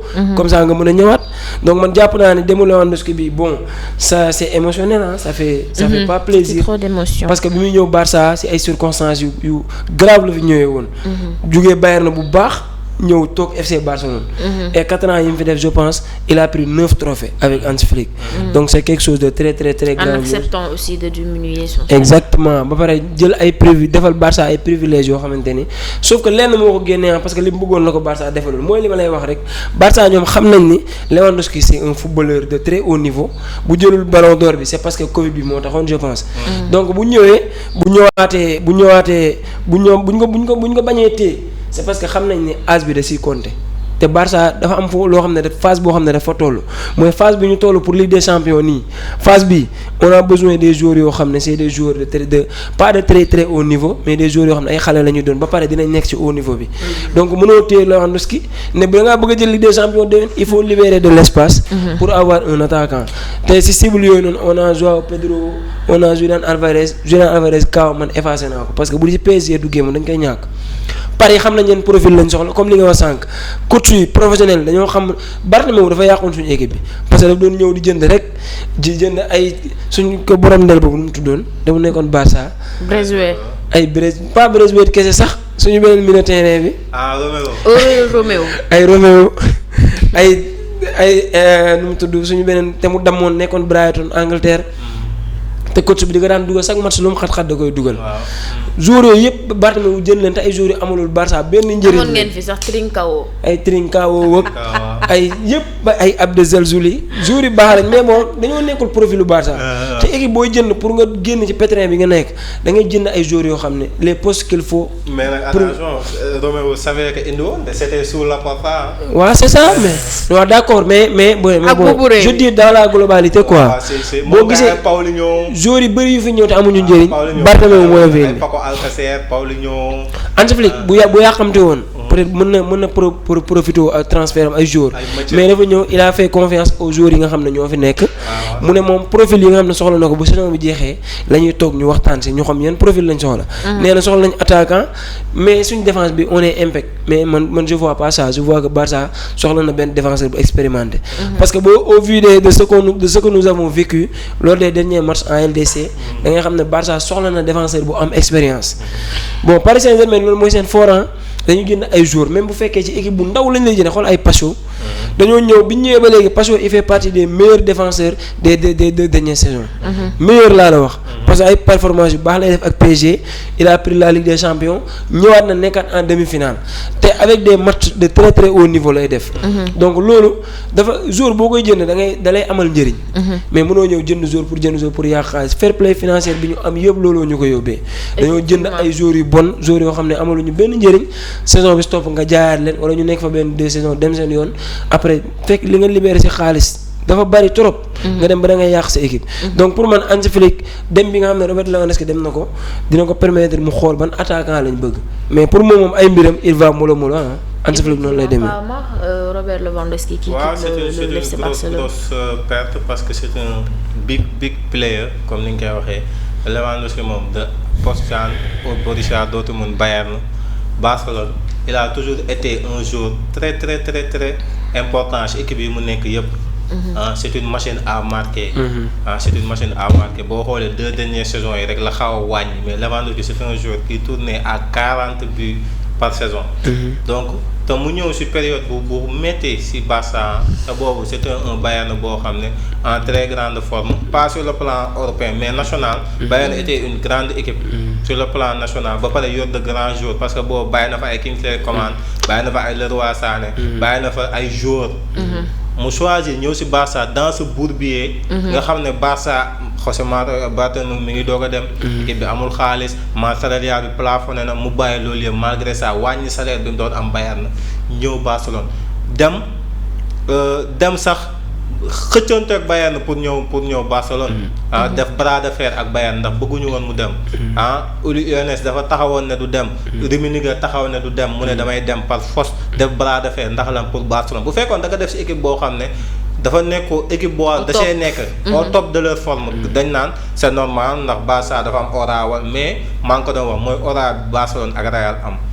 lu ñu faible joueurs yi dañ fay rêver. Jusqu'à la fin des temps ñaari équipe yooyu noonu dañuy faire rêver. yaa xam nag Real ay si équipe wala Barcelone ngay xas kële wala kii mais aura bi ñu am aura wu Real supporter Barcelone mënu koo dindi. mukk ba abadan aura wu Barça supporter Real mënul wax ba Barça amul aura wu si bopp joueur. mu ñëw Barcelone sur ces 4 saisons passées il a gagné 3 Ligas. te demoon na ba Liga commencé métti si ñun. sur les 4. te première saison mu jël Pichichi jël meilleur buteur. ñëw kase tout di dugal ay bii yoo xam taw. saison boobu nekkoon Barça bu flamboyant. c'est ça fekk fa woon équipe bu baax quoi. Xavi souvent ay système défensif la daan def da daan dugal taxaw mais teewul moom mu nekkoon en super bonne forme indaale expérience am. Lamine Yamal bi muy yéeg fii la ko fekk mu ñëw mettre booy yëpp à l'abri. transmettre leen expérience am ba tey projet bi tollu fii ba ñu naan Ligue des Champions dañ ko war a jël nga xam ne Barça fi mu jógee ak fi mu nekk nii c'est pour man en grande partie grâce à Robert Lewandowski. En plus le papier est très discipliné. donc il est très discipliné il est sérieux ku ko xool jeune bu ko xool la c'est une référence. booyal moo leen gën a musclé. tellement c'est un travailleur acharné. boo xam exemple la référence la si sur les boys et Barça foofu la toll. moo tax Guardiola bi mu fi ñëwee en parallèle. dafa dàq les vaches sacrées yëpp. Deco Ronaldinho indi fi ñoo xam ne. Messi bu leen xoolee dina si mën a jël exemple parce que jamono jooju bu fa bàyyi Ronaldinho ak Deco Ronaldinho dem ay boîte. Deco chaque instant mu ne damay seeti sama yaay dafa feebar damay dem Portugal wala Brésil. xam na ne ñii duñ référent pour les jeunes qui viennent et la pépite qui est déjà là mooy Lionel Messi à l'époque moo tax ñooñu la boo xool Luis Enrique même ménage bi la def dafa ñëw. Verratti dem Neymar doon kii ndax day toogam de mu ne soxla ma ko mu dem. Mbappé moo fa desoon te benn saison lañ kii commencé beneen projet. Lewandowski nag bi projet bu bees bi ñëwee. c'était le noyau du projet l'épicentre. boo yëpp si moom lañ doon xool boo yëpp si moom lañ rey ba tey ñu nekk niveau bi. donc merci grand merci à. te loolu sax moo tax mu génn Barça parce que bras de fer la doon def dafa bëggoon di jouer. parce que Barça dañoo paroon pour limiter temps de jeu am quoi. maanaam buy jouer du jouer lépp du jouer match yëpp mais muy jouer ay deuxième mi-temps comme rôle joker. bon parce que Barça dafa bëggoon a bàyyi Ferran Torres mu dem. mu jënd beneen attaquant boole kaa Robert Lewandowski. mais Lewandowski moo nanguwul di réduire temps de jeu. maanaam dafa bëgg di jouer pour montrer juste que ni koo xam ne la il s'entraîne tout le temps te Flick daf kaa confirmer. il s'entraîne tout le temps il est en forme te day bëgg di jouer. te bëggul sax genre dem ay MLS wala dara parce que ñooñu yàgg nañ koo topp mais tout le temps da ngay gis ne dafa bëgg a nekk dans les 5 grands championnats di jouer. te mën na def italien parce que li muy jouer mën na ko def te bu yeggee foofu am na expérience bu mu fa jouer te aussi tamit comme li nga wax rek boo yi nga xam ne jaar nañ Barça yëpp maam sax lañ koy woowee. am na benn vidéo bu fuité woon Lamine Yamal maam la ko doon wax. juste parce que il a été ouvert devant pépite yi nga xam ne nekk nañ fa te projet Barça bu yegsee fii waaw c'est une grande partie à lui. Voilà, merci beaucoup au Papy Robert ñu koy ñaanal aussi une très bonne carrière. Apparemment on enchaîne aussi avec Cristiano Ronaldo bi nga xamante ne actuellement finale bi nga xamante ne doon na ko jouer avant-hier da koo perte. waaw je pense que dañ ko doon 2-1. C'était pas 1-0. wala 1-0 c'était 1-0. donc pour man bi mu ñëwee foofu ba tey gagnéwul trophée donc il a une autre occasion mooy week-end bi. parce que day jouer à domicile Al Hilal day jouer aussi bon 2 points la rawee Al Hilal il faut mu gagner wala mu nul Al Hilal am contre-performance wala Al Hilal bañ a dóor yenn écart yi donc pour man. Ils vont le faire et je sais pas grâce à Cristiano ou grâce à Sadio. Mais je pense que ils vont le faire et sonn nañ si man yéene naa leen quoi parce que Al Hilal lu ñu fi teg saoudiens yi ñoo koy jël depuis des années ñooy teg la affaire donc Benzema sa jël na fi championnat ak Al Ittihad léegi ñëw na Al Hilal bëgg a jëlaat championnat si kaw Chris.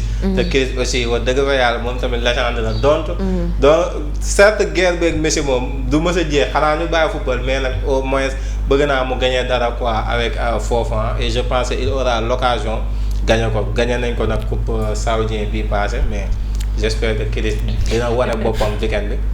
Badou. en tout cas yàlla moom mooy mi ñàkk wane boppam moom Ndiaga Thiam mi ngi wane boppam. comme ni may parce que chaque match bu nit ñi tëddee di nelaw moom mi ngi dugal. ma ngay triplé ko doublé.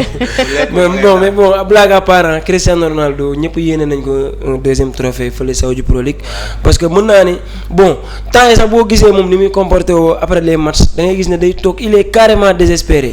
te loolu dafa nekk loo xamante ni peut-être mën na ko teel a bàyyiloo football parce que Chris moom daf ne tant que demul ba mënatul du bàyyi football dafa am ay objectif jour la boo xamante ni même si ñu ngi koy comparer ak Lionel Messi lenn moo ko may mooy peut-être dafa am esprit gagneur dafa am fu mu nekk. fu mu nekk noonu nag voilà foofu la bëgg a teg Al Nassr moo tax à chaque fois muy rayante mais dañoo am benn koo xam ne mi ngi topp seen ginnaaw laqal leen muy Al Hilal dañoo laqale trop instant bi 2 points d'écart moo fa nekk te dernier match bi il paraît que ñoom ñaar ñoo koy joué. donc ça sera une fin très très atroce. parce que imaginez bu ñu perdee match boobu dañuy Al Hilal day jël championnat bi. bu ñu match nii la peut-être mën nañu ko jël. te Al Hilal Al Nassr moom force day am vainqueur. parce que ñoom ñaar ñëpp a bëgg c'est un match boo xam ne c'est un match très très décisif. c'est ça keneen Al Hilal joué keneen fële léegi nag. exactement Al Nassr aussi. warul am défaite. kële aussi victoire lañ ko laaj espérer contre performance su Al Nassr. c'est ça nag te temps yi nii moom ça va pas parce que même final bi ñu perdre sax ça a joué en grande partie ci li nga xamante ni mooy seen match championnat yi. parce que bu ñu gagné woon final bi peut-être mën nañ gën a am conviction ne dañuy gagné kii bi. mais boo perdee final bi nga war a jouer beneen match boo xam ne final ça peut émettre des doutes dans la tête. donc espérons que ni peut-être Sadio Mané yàlla jàppale ko mu ñëw bambaali gars yi defal ñu dara bu yeggee mu laal ci Cristiano ñu mën a kii mais nii moom bu ñu ko continuer moom dina métti de. mais de toute façon dese na leen championnat bi et ça se jouera le week-end prochain inchallah dinañ mën a xam ñoom ñoo ko jël ou bien voilà on enchaîne toujours avec Fermin Lopez bi nga xamante ne malheureusement pour les Catalans et malheureusement aussi pour l'Espagne il n'ira pas en Coupe du Monde Badou. waaw bon Lamine maa ngi sànq Lamine Yamal def benn post sur Instagram de di ko remonter le moral on le fera pour toi mon guerrier juste pour wan ko ne ko voilà Espagne moom comme li ma wax rek mentalité bi nekk Barça moo fa nekk même boo fa demee da ngay joueur Barça yi ñoo fa mën de mais bon boo ko ñoo téye Espagne je veux dire surtout ci dernier moment yi ñu nekk nii donc ça prouve juste que ni ñoom am nañ ay liens yoo xam ne mi ngi ci ñoom d'autant plus que ñu nekk Barça ensemble war a jouer Espagne ensemble et ça fait pas plaisir imaginez benn boy boo xam ne il nous sort une saison de coupe du monde mu dem ba war a bokk ñëpp xam nañ ne day bokk mu am blessure c'est quelque chose d'inattendu mais bon c'est le football ça rime ensemble les blessures et le football ça rime ensemble espérons que ni il va revenir très vite parce que peut-être si début pré-saison yi si lay gaaw wéraat parce que 4 à 5 mois la ñu wax je pense c'est pas quelque chose de très court mais bon espérons que ni dina gaaw ñëwaat franchement neexul parce que Fermin c'est un joueur boo xamante il est très important en club comme en sélection donc bu demul peut-être y aura un vide mais peut-être dina permettre ñeneen ñi nga xam ne war nañ mën dem ñu dem c'est ça. Fermin Lopez qui n'ira pas en Coupe du Monde. waaw c'est un coup dur pour lui et pour l'Espagne parce que man doon naa jàpp sax ne Espagne est-ce que Fermin bii du doon titulaire parce que boo xoolee Olmo bi daan titulaire daanaka titulaire club. Fermin moo nekk devant lui te moo gën a nekk en front ba pare saison bi il a cassé la baraque. Fermin moom que ce soit en termes de pas de jeu que ce soit en termes de but il est au-dessus de Olmo ba pare c'est quelqu'un boo xam ne il peut jouer en ailier gauche comme ni mu koy jouer récemment avec Barcelone. te Nico Williams ku ne xam ne pubalgie da ko sonal ren ba performé wu Nico Williams il a fait une saison plus que médiocre. est-ce que sax sans la blessure de Fermin Nico Williams doon na titulaire à gauche.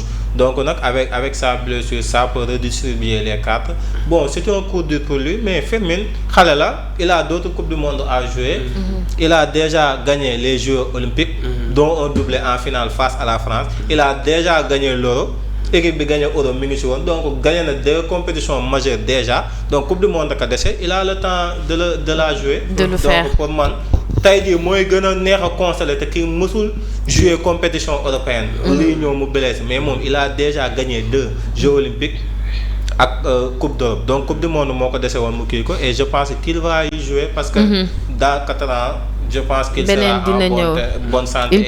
Il pourra gagner d'autres coupes du monde temps bi dañoo tënk on enchaîne avec l'affaire Negreira bi nga xamante ne catalan yi ñoo ma yónnee nee nañ heure bu ñu gagné rek wala heure boo leen nekkee ci kanamu Real Madrid rek gars yi génnewaat affaire Negreira aujourd'hui. j'ai pas balaa nga si xuus sax am na information yu génn comme quoi que li Real déposé woon comme corruption yëpp maanaam waa gars yi dañ ko rejeté. waaw dañ ko rejeté comme quoi que maanaam Barça fayul benn arbitre. fayul benn arbitre di nga bon entre Barça ak Real nag y a toujours des mots yoo xamante ne dañ koy utiliser comme le Negreira tout le temps dañ koy utiliser ñoom bu ñu koy utiliser mooy ku nekk parce que rival lañ entre Barça c'est une rivalité. ñoom ñaar ku nekk day won sa morom que ni ko da ngeen di sàcc kii naan da ngay sàcc fii kii naan da ngay sàcc fii ba ci jour la ci am parce que Lamine Yamal defoon na ko fi story waa Real yi xaw koo rey. mais bon ñi war a àtte bu ñu àttee peut-être y a plus de discussion on dit que ni Barça après analyse des comptes du FC Barcelone les autorités fiscales espagnoles estiment qu'il y a aucune corruption sportive dans l'affaire Negreira. Aucun paiement à des arbitres n'a été observé ni aucune preuve d'influence de Negreira sur le résultat du club. Donc Barça résultat yi nga xam ne gagné na ko ñu naan dafa sàccul gars yi nee nañ Barça sàccul c'est très normal li mu def ci yoon la ko teg côté arbitre yi tamit ñu ne fayul benn arbitre. te kii financier yi nga xam ne def na ko ci yooyu lañ basé wu pour xam ba xam Barça capable na def ko la parce que mënoo fekkee équipe bu amul benn xaalis naan day fay ay arbitre xanaa balaa ngay fay arbitre jënd joueur. Paa Omar enchaîne. donc mi ngi noonu pour man le contexte historique bu ñu remonter ci affaire Negreira l'affaire a débuté en début d'année 2023. parce que l'administration fiscale espagnole dafa doon def benn enquête ci benn société bu tudd Dasnil 95 boo xam ne José María Enríquez Negreira moo ko moom. léegi ñu gis ne entreprise bi dafa am ay irrégularités de paiement ñuy def enquête bi seen biir enquête Barça taxul leen woon jóg. Barça taxul leen woon jóg de mais bi ñuy def enquête ñu gis ne dafa am ay paiement yu Barça doon versé sur la période maanaam parce que faut savoir que José María Enríquez Negreira moo nekk vice-président de la commission des arbitres entre 2001 ak 2017. donc def na fa 17 ans. wala boog 16 ans. moo nekk vice-président léegi Barça da daan verser ci société boobu via dafa am canal de paiement bu mu doon verser pour avoir des rapports techniques. maanaam Barça daf koy fay pour wax maanaam arbitre bi arbitre match Barça bi di ñëw ban caractère la yor. naka lay sanctionné gaaw na joxe carton wala gaaw a joxe carton gaaw na joxe rouge wala gaaw a joxe rouge ban profil la yor nan lay gérer match yi ndax mën na dëkku pression publique mën ndax ay séance vidéo léegi nag loolu dafa am ku ko doon defal Barcelone. pas José María Enríquez Negreira mais son fils moo doon gérer loolu di indil Barça ay rapport ay vidéo ay yooyu noonu. mooy José Enríquez Romero. c'est son fils. c'est son fils moom moo doon defar rapport yooyu noonu Barcelone boo xoolee début d'enquête sax woo nañ ko mu ne il n'y a jamais eu des paiements yoo xam ne dañ ko doon fay arbitre directement. mais dañ ko doon fay pour rapport et tous les arbitres génnoon nañ témoigner ne kenn mësu leen fay. mais affaire bi tamit dafa laal politique. parce que ku ne xam ne le Barça. Espagne ak Catalogne bi mu nekk tamit dafa déranger ñu bëri. biir kii moo tax lii bi mu amee tout le monde s'est sauté sur Barcelone. boo xoolee am na match daaw gi bu ñuy tasee Athletic Bilbao daaw. ñuy sànni ay billets naan pour l'affaire Negreira di indi ñëw te ñoom boobu ba tey ñoom ñuy condamné ba léegi andiwuñu benn preuve. et Barça jusqu'à preuve du contraire ñu indi preuve le Barça est innocent parce que tamit nit buñ la jiiñee ne yaa rey gisuñu la scène de crime. gisaguñu say empreinte ci l'arme du crime. gisaguñu yooyu yëpp tu es innocent jusqu'à preuve du contraire ba pare beneen affaire am na ñu bëri ñu ngi naan Barça dañ ko war a sanctionner mais Espagne dafa am benn règle boo xam prescription boo xam ne bu fekkoon dëgg la sax les faits ni dëgg la. Barça dafa corrompre arbitre. y a un délai. y a un délai 2017 la délai bi 3 ans la. en Espagne délai prescription bi. bu fekkee 3 ans affaire yi di doog a feeñ. Barça kenn mënu koo sanctionner sportivement mën nañ ko nag dagg xaalis. pour corruption ak yooyu noonu. rawatina nag instant yi def nañ enquête bu ne yóbbu nañ ko fu ne ba léegi amuñu preuve ne Barça a payé directement les arbitres pour ay favoritisme. wala pour neutralité maanaam Barça da doon fay léegi nag ñenn ñi la moo tax ñu indi ñëw dañ ne pourquoi payer si cher pour des rapports techniques mais faut savoir relativiser les choses. Affaire bi ça a débuté en 2001. Entre 2001 et 2017 donc Laporta jaar na fi. Parce que c'était le président au début des années 2000. C'était le président du Barça après mu jóge fi Sandro Rosell ñëw. Après Sandro Rosell jóge fi José María Bartomeu ñëw.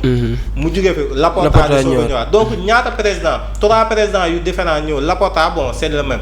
Laporta Rosell Bartomeu ñu ne sur la période. la Barça daan fay at ñu ne. te les paiements se sont intensifiés entre 2016 2017 donc la période de Luis Enrique.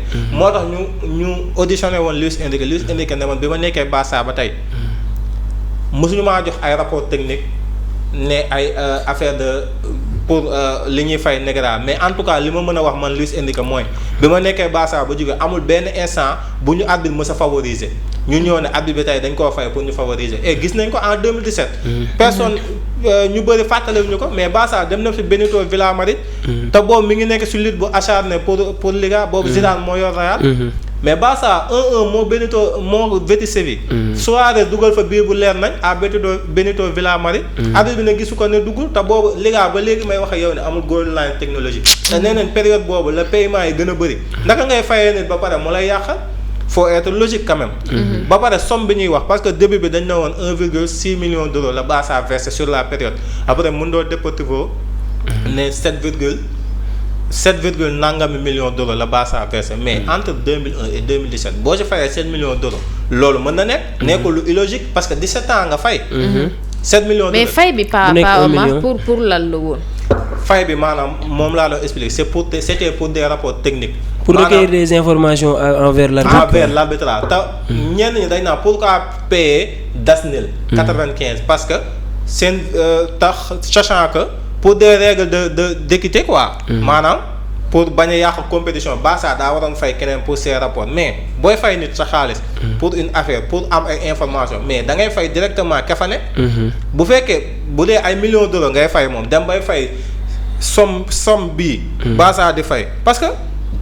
Barça li mu ko fay c'est cher certes c'est cher mais ñëpp xam nañ ne nekkul woon Dasnil 95 kese Bartomeu même jënd jour sax lu cher la daan fay. da daan yàq xaalis. tey ji bu fekkoon Laporta moo bëggoon rapport yooyu mën na fay José María Enrique Negreira te du yegg somme bi. dina ko fay 500,000 euros lay doon wala 1 million d'euros sur la période maximum. mais José María Bartomeu moom da daan yàq xaalisu Barça. donc moom ku jëndee Coutinho 160 millions d'euros Griezmann 130 Dembélé 105 plus bonus. parce que boobu Barça am na ay Ligue des Champions. xaalis bi dugg na. donc mu ñëw di yàq rek. José María Bartomeu nekkul woon ne affaire boobu rek la yàq xaalis mais fépp secteur yëpp la doon yàq xaalis. donc c'était quelqu'un boo xam ne da doon gaspiller l'argent par les fenêtres. donc pour man sur la période 2001 2017 nga fay si 7 millions d'euros yanu na maanaam que bu ñu ñëwee wax la que ne Barça 7 millions d'euros la fay pour des rapports di nga ne 7 millions d'euros si rapport arbitre kese loolu moom dafa cher am na lu si litige. mais bu ñu nee nag José María Enrique Negreira 2001 la nekk vice président ba 2017 loolu neex naa. c'est logique c'est logique parce que 16 ans ngay fay somme bi même bu doon 1 million d'euros xam nga bu dee.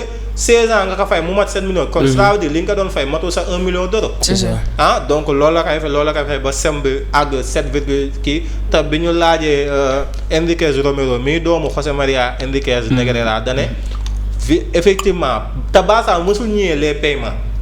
Barça bi affaire kii dafa génne communiqué ne effectivement on payait cette entreprise mooy Dassil 95. mais pour des rapports techniques. te loolu gars yi bi ñu defee enquête yi loolu rek la ñuy trouvé ba léegi gisuñu benn compte bancaire arbitre. amul traçabilité wala bu am traçabilité. ne doon nañ ko fay pour mu am.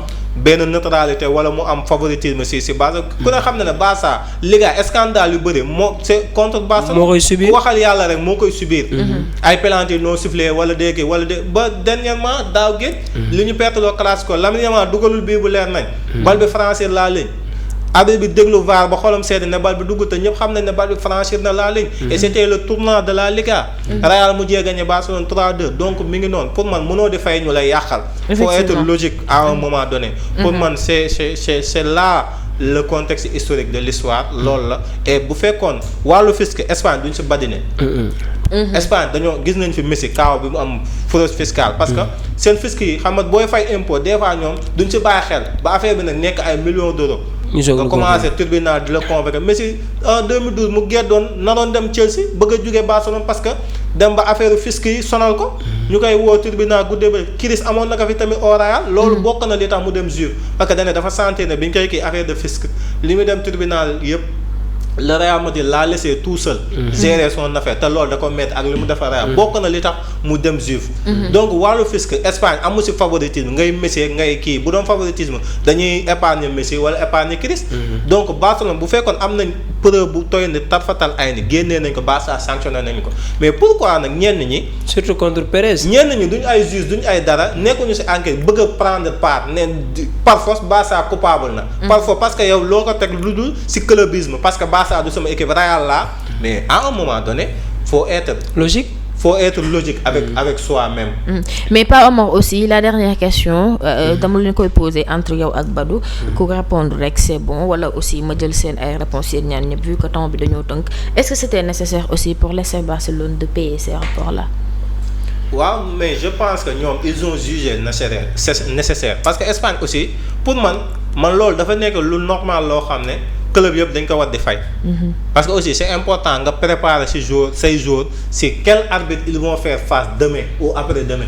c'est très important parce que arbitre yi bokkuñu tempérament. boo xoolee Luis Manzano mooy arbitre bi ëpp lu mu jox carton rouge FC Barcelone. Piqué dernier matcham da ko saaga dernier matcham Liga bi mu koy rouge dafa rouge Piqué. boo Piqué si banc bi la toog sax ne ko yow c'est tu es l'arbitre qui nous a plusieurs fois ak lim si teg du ma ko wax. donc mi ngi noonu mu rouge ko moo rouge na Lionel Messi en demi-finale de Coupe du Roi face à l'Athletic Bilbao. mooy arbitre bi ëpp léegi looloo tax rapport technique am solo pour xam ne tey kat Manzano ngeen am bu leen contesté lu bëri de day rougeaate.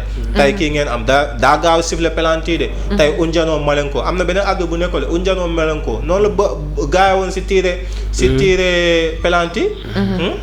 donc rapport yooyu noonu Hernandez moo ñu refusé suñu bii boobu à Benito Villamarín te Suarez dugal ko loolu bokk na li tax ñu perte Liga. donc pour xam arbitre bi ndax public pression des fois da koy jàpp bu fekkee arbitre boo xam ne pression da koy jàpp nga def ndànk-ndànk yéen a faute waroo ko def surface ndax da koy tiré ndax pression publique da koy topp yéen a faute mën na la si rouge ndax pression léegi looloo tax rapport technique am solo. léegi nag beneen débat mooy pourquoi payer si cher pour ça loolu moom c'est du José Maria Bartomeu tout craché. yàq xaalis moom jikkoom la moo ñu indi problème yi donc mi ngi noonu. bon pour man voilà comme li Pa Amar wax rek gis nga xaalis bu bëri bi kese moo tax gars yi continuer enquête yi ba léegi xaalis bu bëri bi kese mais li ñuy def c'est normal pour man c'est normal en tant que footballeur on te fait des séances vidéo juste pour savoir à quel arbitre tu as affaire wala à quel joueur tu as affaire donc yooyu dafa nekk yoo xamante ni c'est purement professionnel. boo ci naree basé wu nag ba mu lay jaral ay 500 pages ak pour déposer te à chaque fois da ngay gis ne bu ñu déposer FC Barcelone la ñuy jox raison. donc à la limite day dem ba day mel ni day mujjee amoo nit ki foo ko jàpp maanaam yow daal. da nga naan nit ki naa ko teg pression rek. mais bon aw ma fu ma ko jàpp parce que j'ai pas de preuve. li gën a neex mooy nga am preuve que ni Barça déjà ngay jiiñ nit ki dara mu ñëw avouer ne man maa ko def. lu tax nga def ko mu ne lii moo tax ma def ko. nga gis ne loolu tout le monde trouve nécessaire que ni loolu lu mu war a def la. parce que ça fait partie du football. parce que am na ay arbitres yoo xamante ni boobu VAR amul woon de.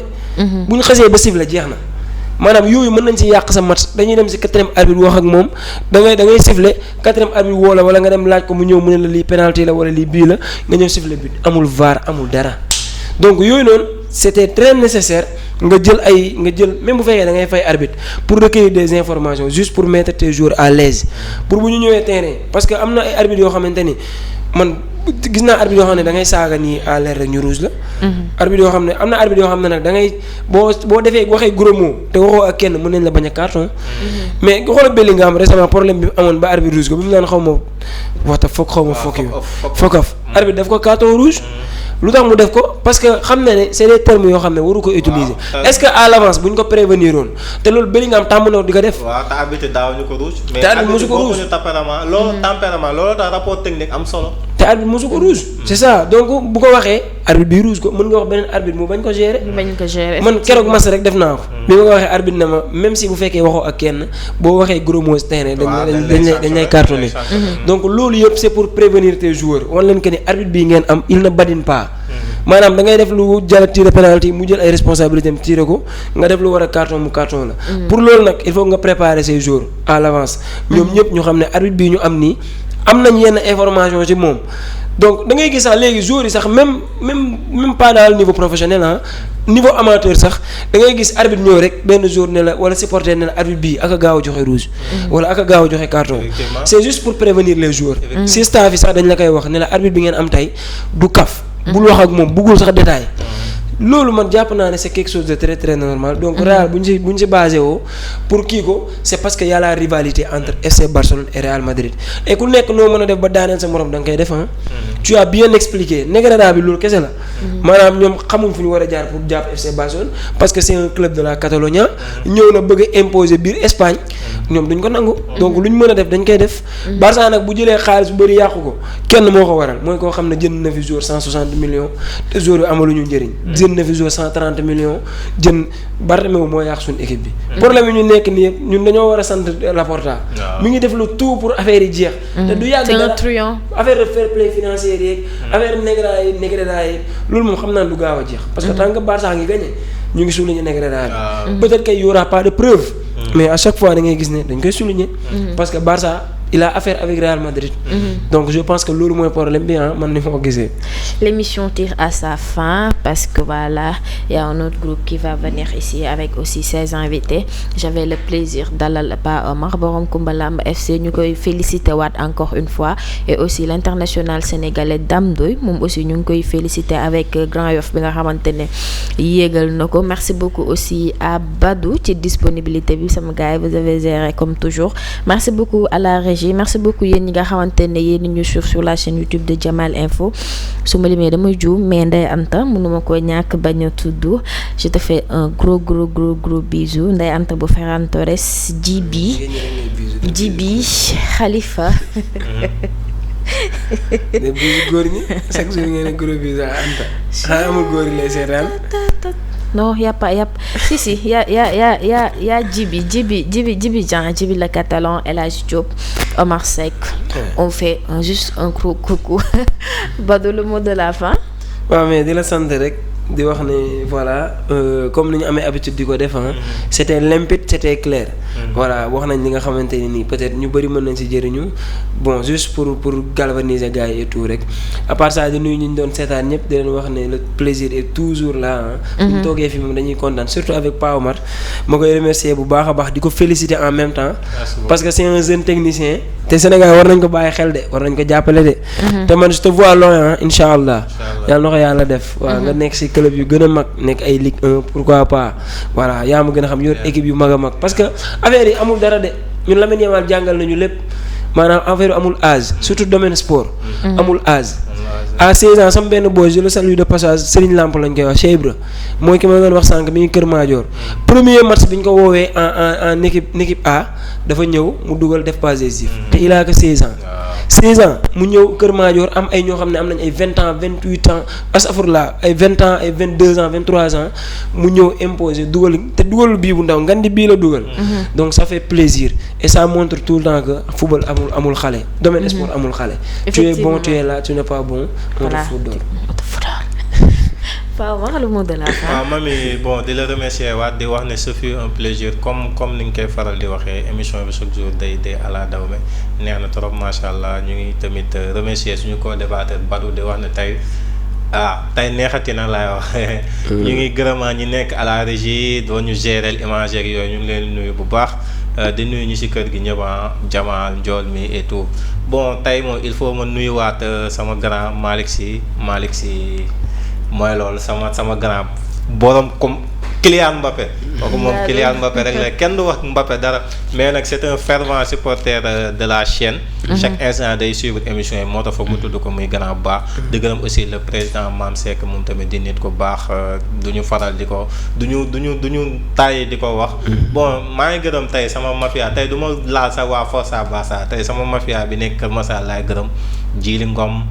Jéeri foog ma gërëm la Jéeri borom Jamal Moussela foog ma gërëm sama boy Bala ñoom Jibiya sama rakk Ousmane Ousseynou maa ngi koy nuyu Maodo Loum groupe bi Sayer bon Bilal Serigne Modou ñoom maa ngi lay nuyu daal en tout ku lim juum maa ngi nuyu sama boy doo juum da ngay tëb Nday Roxaya Ndoy aussi nga xam ne chaque fois mooy dagg vidéo yi maa ngi koy nuyu di ko wax un big merci keroog Azel nag mooy équipe am moo la dafa mel ne ma dagguma dara mais bul siisu TFC moo fi ne nag tamit rang leen rek yàlla baax na mais daggal vidéo rang leen nag xale ngeen sax xale lu muy doyee coupe donc léegi noonu merci beaucoup Mamy xale lu muy doyee coupe merci beaucoup à la régie ñoom ñi nga xamante ne ñoo jàppoon ci liggéey bi depuis tout à l'heure merci beaucoup à mes deux invités à demain inch'Allah.